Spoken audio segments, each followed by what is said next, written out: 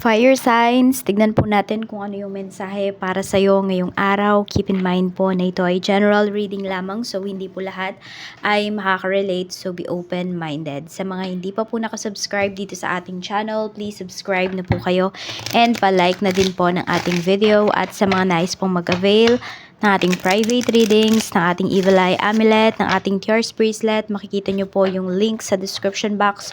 Tarot Intentions by Aliana Reyes.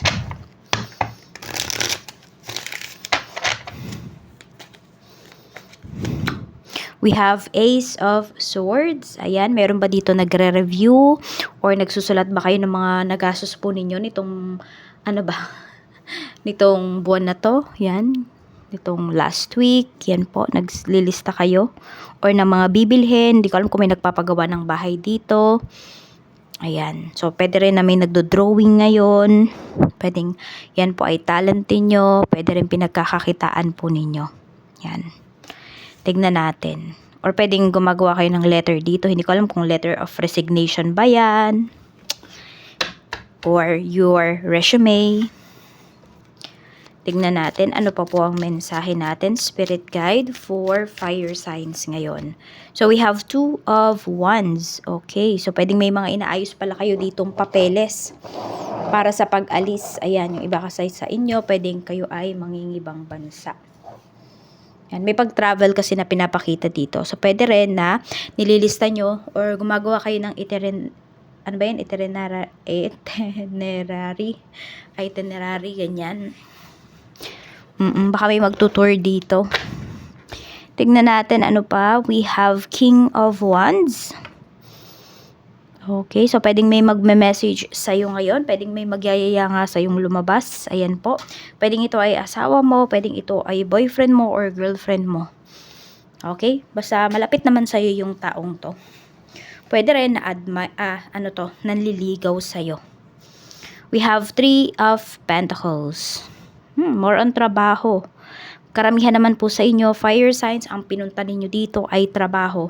So, pwede po na kung nasaan man kayong lugar or bansa ngayon, merong nangungulit po sa inyo. Yan, yayaya kayong lumabas. Kaya lang kasi yung iba sa inyo, buo yung nyo dito eh. Yung, alam mo yun, yung goal mo talaga is magtrabaho. Hindi, 'di ba, hindi makipagrelasyon. Kaya po pwedeng may nire-reject kayo dito. Tignan natin ano pa yung mensahe. We have Page of Pentacles. Meron tayong Six of Wands. So, pwedeng may mapopromote po. Ayan. Or may mahahire kung kayo po ay naghahanap ng trabaho. We have Queen of Cups. Meron tayo ditong Queen of Swords. Medyo mag-ingat lang po kayo. Ayan. And kontrolin nyo po talaga yung inyong emosyon. Mas pairalin nyo po itong inyong isipan ngayong araw. Yan, pwedeng may mga bagay dito or may mga tao po na makaka-trigger sa'yo. Ngayon, baka biglang meron dito mainit yung ulo. Meron tayong Six of Pentacles. We have Four of Wands. Okay, so pwede nga dito mayroon. Ayan, maglalabas na naman kayo ng pera kung kayo po ay nagpapagawa ng bahay kasi may mga bibilhin na naman ng mga materyales. We have Ten of Cups. Mukhang may salo-salo. Pwedeng may invitation kayo na marireceive dito coming from a person. Ayan o. Pwedeng i-invite niya kayo or kayo yung yayayain niya na sumama sa kanya. Pwedeng kayo ba yung maging escort ng taong to. We have the Devil. Okay. So, pwedeng may mga iniiwasan kayo ditong mga tao na makasalo. Yan. Sa hapag. Pwede po na yan ay isa sa mga katrabaho ninyo or isa po sa mga family members po ninyo. So, tignan natin ano pa yung mensahe para sa'yo. Tignan pa natin ano pa yung mensahe. We have the Lovers. Mukhang may magko-confess sa'yo dito ng feelings. For some of you naman po, kung, ayan, may madelay man dito na lakad po ninyo or may matuloy is, po yan, divinely guided po yan, no? Kung kayo man ay matutuloy pagdating dito sa isang pupuntahan po ninyo. Tingnan natin. Meron ako nakikita dito kahit anong iwas po ninyo, fire signs, para talaga sa inyo yung bagay na yon. Kaya wala kayong magagawa kung hindi i-accept talaga. Merong bagay dito sa life ninyo Pwedeng offer yan pagdating sa trabaho, opportunity. So, might as well tanggapin nyo kasi para talaga yan sa inyo. Parang hindi kayo titigilan yan eh. Pwedeng different forms yan darating sa life ninyo. We have Four of Cups. Yan, yung iba nga sa inyo. Pwedeng katrabaho nyo to. Baka nililigawan kayo, nagpaparamdam po sa inyo. Diba? Nagpapasikat sa inyo tong katrabaho ninyo. Meron nga dito pwedeng nagpunta kayo sa, ano ba to, bar, nag-bar hopping kayo ng mga co-workers mo. Tapos, meron dito, kinantahan ka, you know. Basta parang nagpapasikat sa'yo. Meron dito, nagpapasikat sa'yo yung tao na yon. We have King of Swords. Yan. Kaya naman kasi dito nga ay wala naman po kayong interes kasi nga ang pinunta nyo talaga ay trabaho.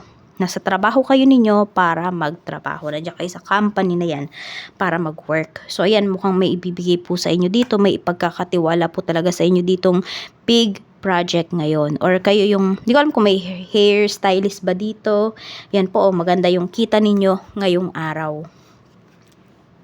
We have 10 of Swords. Medyo mag-ingat kayo dito. Baka may makaaway kayo, may makasagutan kayo because of documents. Okay, so dapat talaga kung ano man itong mga resibo na kailangan ninyong itabi nyo po. We have 7 of Cups. Ayan. So, meron nga dito, 'di ba? Sabi ko kanina, pwede may nagpapagawa ng bahay, parang meron kayong ipapabago. Meron yata kayong hindi nagustuhan dun sa ginawa na design, something like that. Parang may ipapabago kayo dito. So, another gastos na naman po iyan.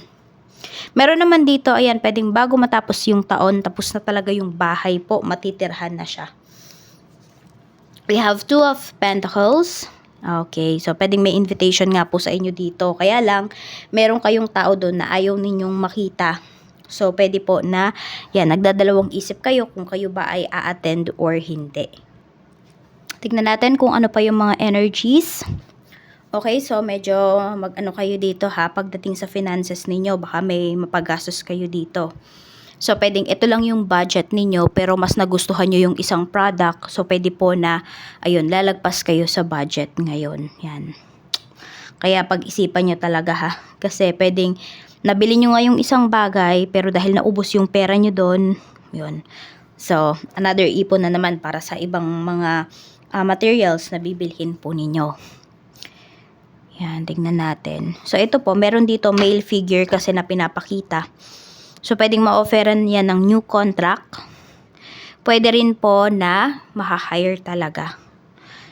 So, travel kasi yung pinapakita dito. So, kung meron po kayong family na nasa ibang bansa, lalaki yung pinapakita dito, ganyan.